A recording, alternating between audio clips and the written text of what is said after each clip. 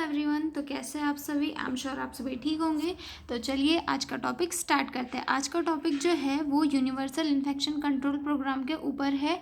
ये जो टॉपिक है ये हमारे कम्युनिटी नर्सिंग में बहुत ही इंपॉर्टेंट है। प्रीवियस ईयर में इसका क्वेश्चन 5 नंबर में पूछा गया था और ये हमारे कम्युनिटी 4th ईयर में भी पूछा जाता है और अदर सब्जेक्ट से भी ये रिलेटेड है। और वैसे हमारे डेली रूटीन में भी ये जो टॉपिक है ये बहुत ही इम्पॉर्टेंट है। तो चलिए इसे स्टडी करते हैं। जो लोग चैनल पर नए हो वो वीडियो को लाइक करें और चैनल को सब्सक्राइब करें। और अगर आपका कोई डाउट हो तो आप कमेंट सेक्शन में पूछ सकते हैं, ठीक है। सबसे फर्स्ट देखते हैं हम इसमें इसका intro. Universal infection control is a set of preventive measures aim to reducing the spread of infection in health care and community setting.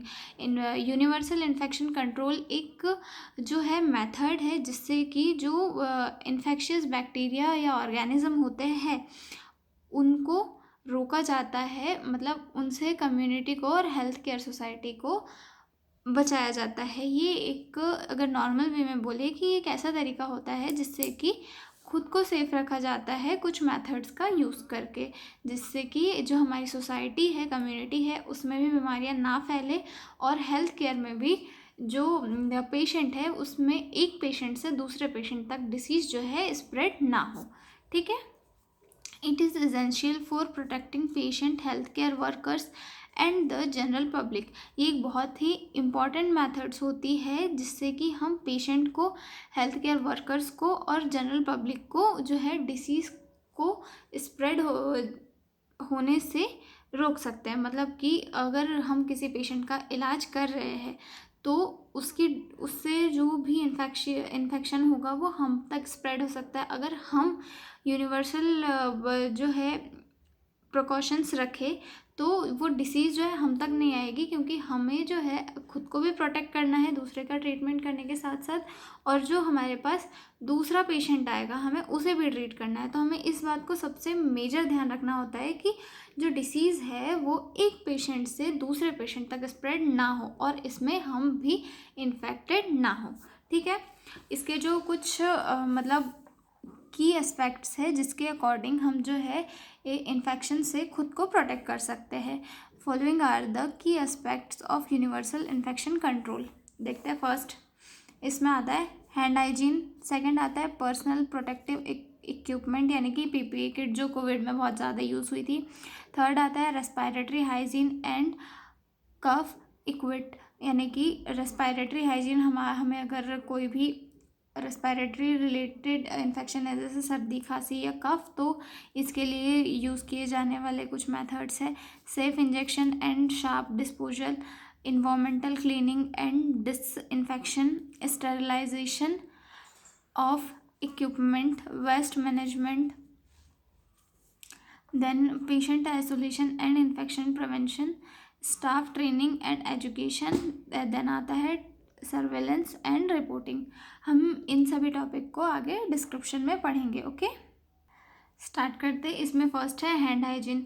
Wash hand with soap and water for at least 20 second.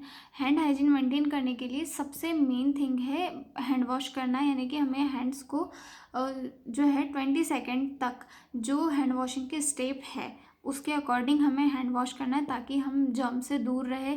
Second, use hand sanitizer if soap is not available.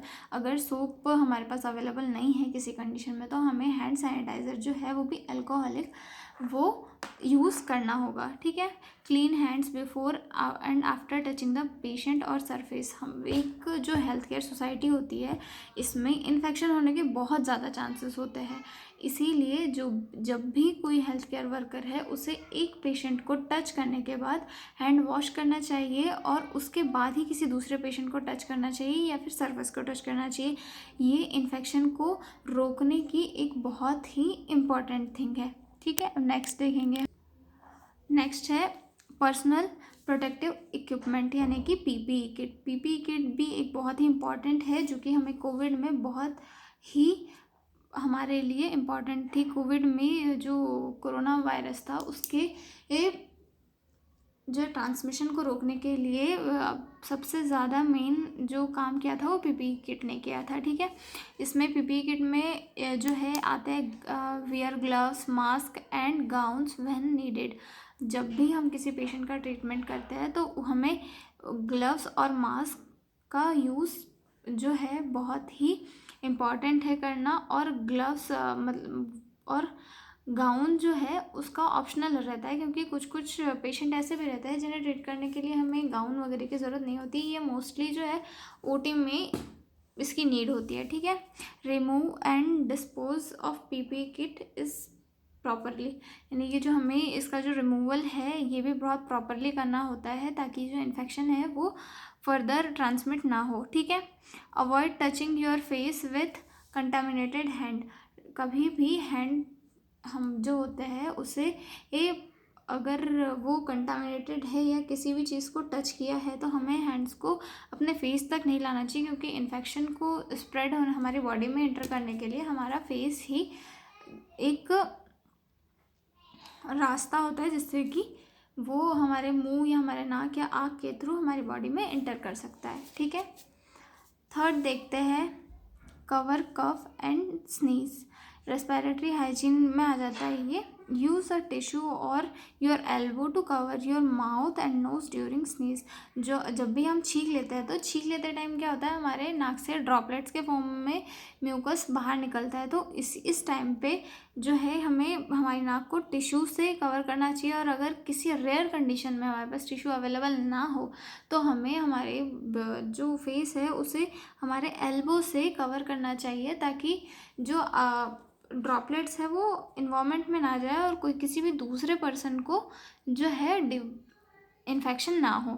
Second है throw use tissue in closed bin. हमारे जो use किए हुए tissue papers होते हैं उसे closed बिन में डालें ताकि उस पर जो है जर्म्स वगैरह उससे टच होकर वापस इन्वायरमेंट में ना आए, जिससे कि इन्फेक्शन ना फैले। Wear a mask if you are sick.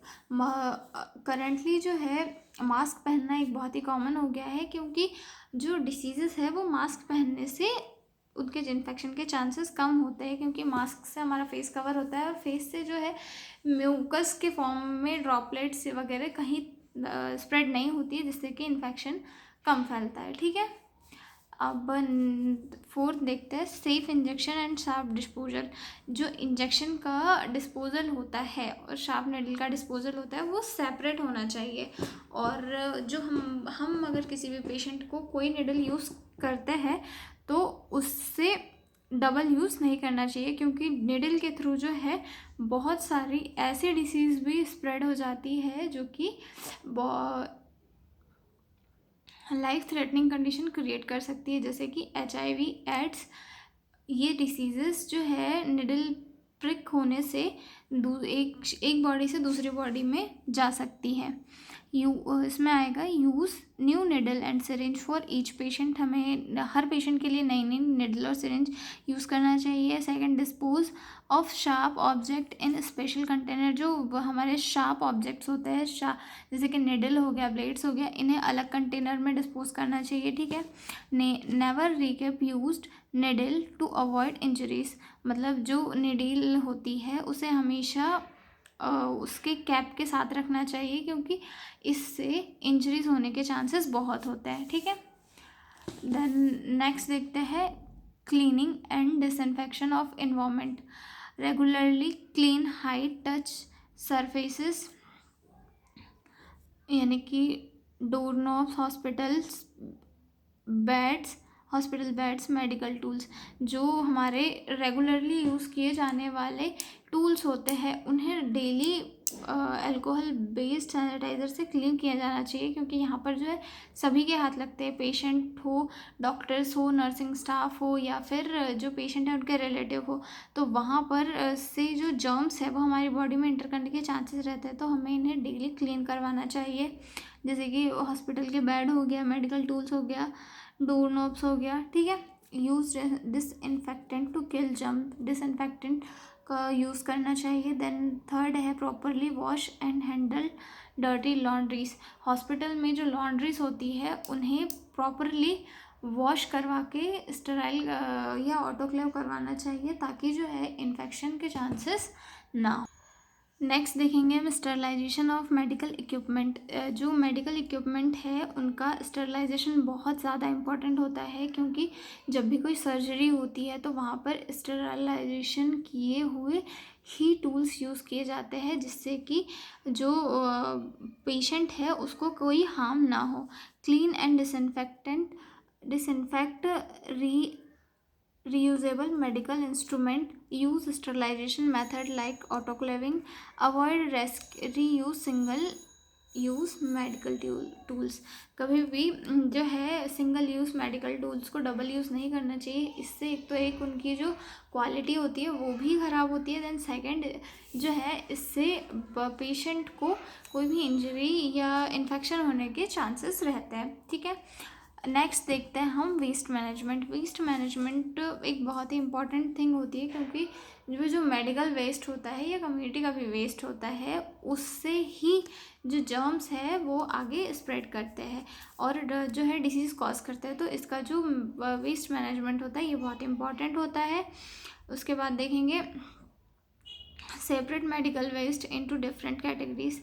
Hospital में अलग अलग जो है बकेट्स रखी होती है, जिसमें ये अलग अलग टाइप का जो है वेस्ट डाला जाता है, तो उन्हें जो है डिफरेंट इसमें ये करके उसके सेग्रीगेशन करना चाहिए, ताकि जो है वेस्ट या जो रीयूजेबल है उसका रीयूज़ हो जाना चाहिए, और जो नेक्स्ट टाइम हम जिसे यूज़ नहीं कर सकते उसे डिस्कार्ड हो जाएगा, और उससे जो है इन्फेक्शन के चांसेस भी कम रहेंगे। Use proper bins for safe disposal. Proper bins होनी चाहिए यूज़ करने के लिए। Train staff and handling medical waste correctly. जो मेडिकल स्टाफ होता है वो प्रॉपर ट्रेंड होना चाहिए, ताकि वो जो मेडिकल वेस्ट है उसे प्रॉपरली डिस्कार्ड कर सके। ठीक है, patient isolation when it's needed. हमें पेशेंट को आइसोलेट करना चाहिए जब भी नीड हो। अगर पेशेंट को कोई कम्युनिकेबल डिसीज़ है तो आइसोलेशन बहुत इंपॉर्टेंट होता है, क्योंकि अगर एक पेशेंट को है तो वो फर्दर दूसरे पेशेंट को होने के चांसेस होते हैं। Keep sick patient with contagious disease separate from others. Use special precautions for the airborne and droplet infection. Limit visitors in isolation area. Isolation area में ये जो है एकदम लिमिटेड विजिटर्स आने चाहिए। ठीक है, और स्पेशल प्रिकॉशंस रखने चाहिए उन पेशेंट के लिए जिनको कोई एयरबोर्न डिसीज़ है या ड्रॉपलेट इन्फेक्शन है। Okay, staffing training and awareness. Train health care workers on infection control measures. Follow guidelines from healthcare organization like WHO and CDC. Encourage safe and hygienic practice and all settings. Train health care जो workers हैं उन्हें time पर training provide करनी चाहिए, जिससे कि उन्हें किसी भी चीज़ की कोई दिक्कत ना हो और उनका एजुकेशन प्रॉपरली बना रहे। उसके बाद जो हेल्थ ऑर्गेनाइजेशन है उनके कुछ गाइडलाइंस है, उनके अकॉर्डिंग हमें जो है वेस्ट का और सभी चीज़ों का ध्यान रखना चाहिए, ताकि ये इन्फेक्शन से हमें प्रोटेक्शन मिलता रहे। ओके, देन थर्ड आते हैं मॉनिटरिंग एंड रिपोर्टिंग इन्फेक्शंस।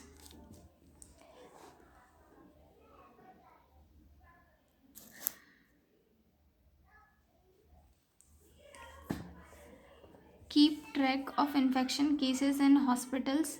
मतलब इन्फेक्शन के केसेस को ट्रैक करना चाहिए, जिससे कि फर्दर इन्फेक्शन को रोका जा सके। Reporting outbreaks to health authorities. अगर कोई इन्फेक्शन का अगर कुछ आउटब्रेक होता है तो हेल्थ अथॉरिटीज़ को इन्फॉर्म करना चाहिए। Take quick action to control the spread of infection. हमें जो है इन्फेक्शन को कंट्रोल करने के लिए क्विक एक्शन लेना चाहिए, ताकि इन्फेक्शन और आगे ना बढ़ सके। अगर वीडियो अच्छा लगा हो तो प्लीज़ वीडियो को लाइक करें और चैनल को सब्सक्राइब करें, और आगे बहुत ही इजी वे में आपको अगर किसी टॉपिक पर वीडियो चाहिए तो आप मुझे कमेंट में बता सकते हैं। मैं आपको उस टॉपिक का शॉर्ट और इजी में वीडियो प्रोवाइड कर दूँगी। Okay, thank you.